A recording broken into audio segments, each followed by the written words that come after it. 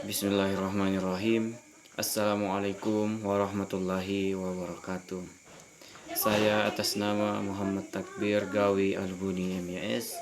Saya kuliah di Institut Para Hikmah Indonesia, jurusan Ekonomi Syariah.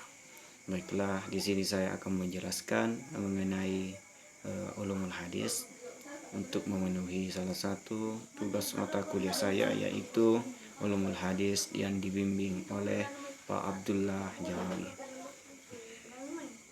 Baiklah.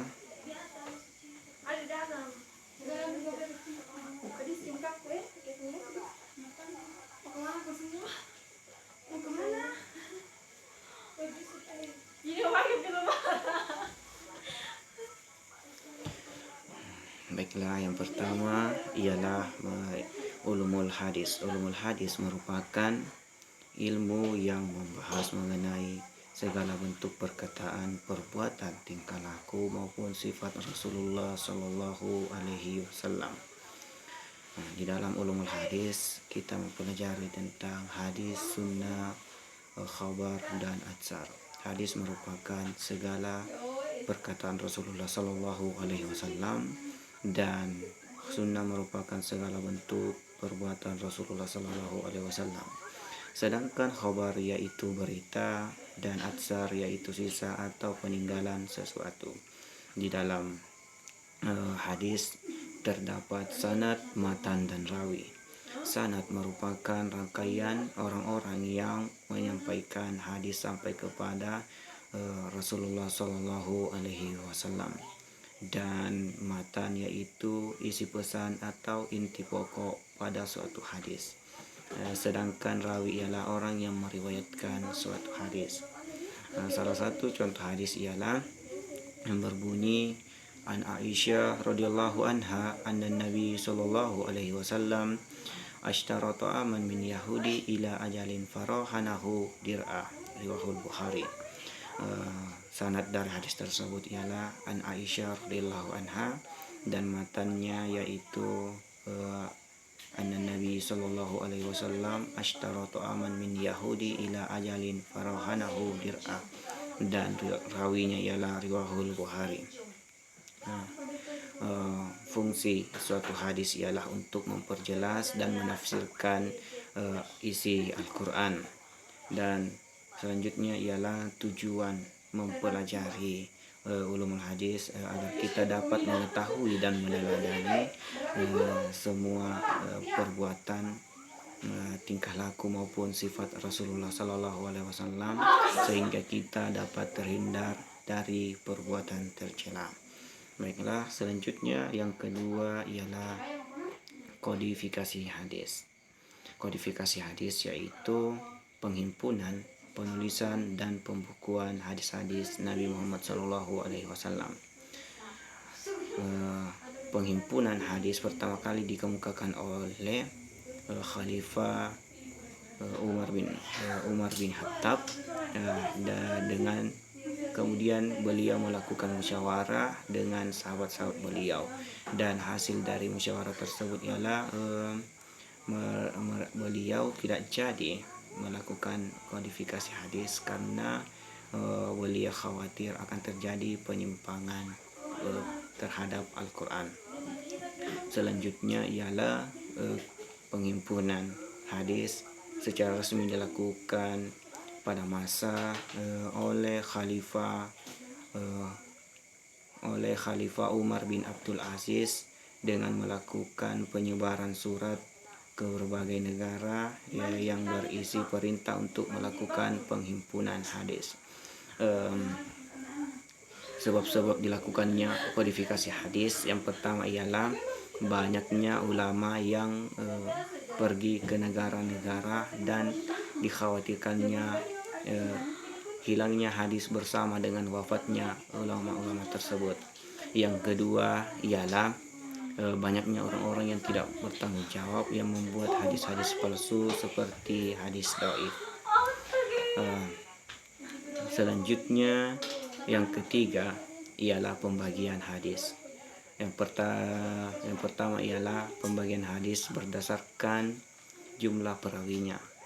Pembagian hadis berdasarkan jumlah perawinya terbagi menjadi dua, yaitu hadis mutawatir dan hadis ahad. Hadis mutawatir yaitu hadis yang diriwayatkan oleh sejumlah ulama besar yang di dalamnya dapat meyakinkan dan mustahil mereka berdusta di dalamnya mulai dari awal hingga akhir sanad.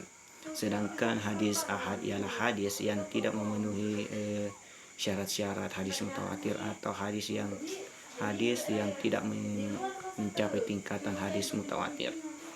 Selanjutnya ialah pembagian hadis berdasarkan kualitas sanad dan matannya. Pembagian hadis berdasarkan kualitas sanad dan matannya terbagi menjadi tiga, yaitu hadis sahih, hadis hasan, dan hadis dhaif. Hadis sahih merupakan hadis yang diriwayatkan oleh orang yang terpercaya dan tidak ada keraguan di dalamnya. Dan hadis hasan yaitu semua hadis yang diriwayatkan di mana di dalamnya tidak ada yang dituduh berdusta. Sedangkan hadis dhaif ialah hadis-hadis yang tidak memuat atau menghimpun sifat-sifat hadis sahih maupun hadis hasan. Selanjutnya ialah pembagian hadis berdasarkan tempat penyandarannya. Pembagian hadis berdasarkan tempat penyandarannya terbagi menjadi 4, yaitu hadis qudsi, hadis marfu, hadis mauquf, dan hadis maqtu. Hadis qudsi yaitu firman Allah Subhanahu wa taala yang disampaikan oleh Rasulullah Shallallahu alaihi wasallam menggunakan bahasa beliau, sehingga hadis tersebut hampir sama dengan Al-Qur'an. Akan tetapi memiliki perbedaan yang jelas. Kemudian hadis marfu merupakan sabda atau perbuatan atau takrir atau sifat yang disandarkan kepada Rasulullah Shallallahu alaihi wasallam, baik yang berupa yang jelas sifatnya atau yang secara hukum, baik yang menyandarkannya sahabat ataupun bukan, dan baik yang sanadnya bersambung maupun terputus.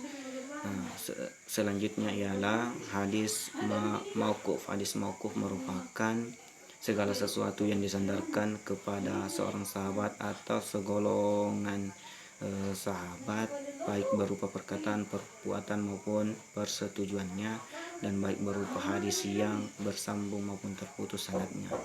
Selanjutnya ialah hadis maqtu. Hadis maqtu ialah segala sesuatu yang disandarkan kepada tabi'in, baik berupa perkataan, perbuatan maupun persetujuannya, dan baik berupa sanad yang bersambung maupun yang terputus. Pembahasan selanjutnya yang keempat ialah hadis maudhu. Hadis maudhu merupakan hadis palsu yang dibuat oleh orang-orang yang tidak bertanggung jawab. Salah satu contohnya ialah yang berbunyi nazaral wajahil jamil ibadah, artinya melihat wajah yang cantik itu ibadah. Apabila kita memperhatikan hadis tersebut bertentangan dengan keutamaan manusia, yaitu menjaga syahwatnya. Sedangkan Rasulullah SAW tidak pernah memerintahkan manusia untuk melakukan yang berlawanan dengan keutamaan manusia. Salah satunya ialah menjaga syahwatnya. Baiklah, yang kelima ialah alasan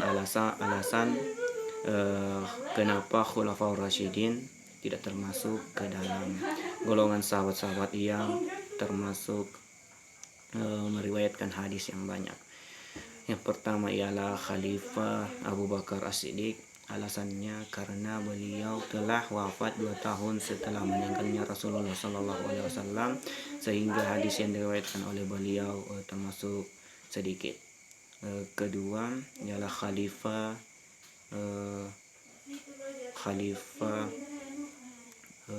Umar bin Khattab.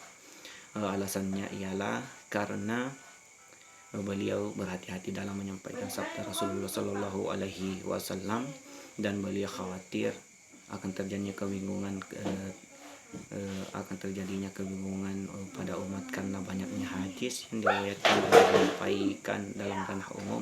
serta beliau juga mengurus masyarakat dan urusan dunia. Yang ketiga ialah Khalifah Ali bin Abi Thalib.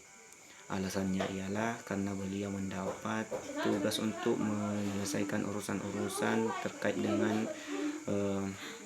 amanat Rasulullah Shallallahu Alaihi Wasallam.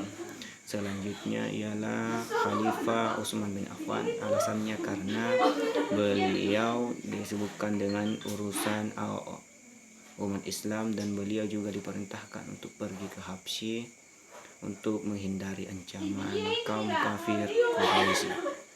Dan alasan yang terakhir ialah karena Khulafaur Rasyidin telah atau cepat meninggal dunia dibandingkan dengan para perawi hadis yang lain. Baiklah, mungkin cukup sekian pembahasan mengenai ulumul hadis dari saya. Kurang dan lebihnya mohon dimaafkan. Saya akhiri dengan ucapan nun wal qalam wa ma yasturun. Assalamualaikum warahmatullahi wabarakatuh.